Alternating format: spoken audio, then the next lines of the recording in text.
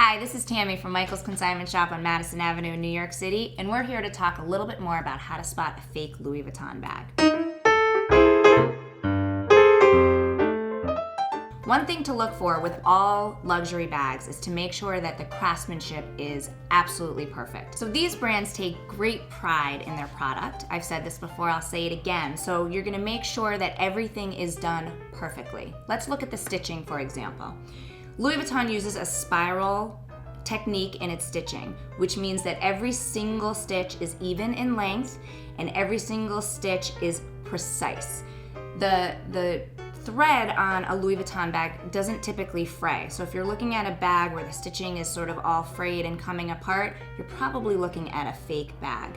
Another thing to notice that Louis Vuitton has a big thing for symmetry. So on all of their bags, the stitching in all of the places is going to be completely symmetric. So for example, on this bag, there's 5 top stitches here, there's 5 top stitches here, and then there's 5 top stitches on the back where this handle is connected to the bag.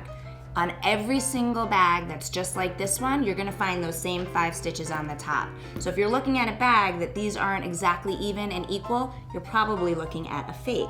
So another thing to notice in the handles, which by the way on the monogram bags are typically cowhide leather, and they typically have this more reddish finish on the outside. But this stitching around here creates a completely even piping around the entire handle. So when you look at it, you shouldn't see it going up and down on the handle. It should be completely even all the way around.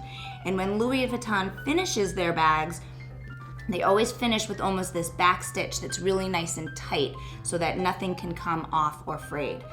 Also, Louis Vuitton doesn't typically use glue to connect any of its products. They're stitched. So if you're seeing glue on a Louis Vuitton bag, you're probably looking at a fake. Why don't you click here and we'll talk a little bit more about Louis Vuitton and how to spot a fake.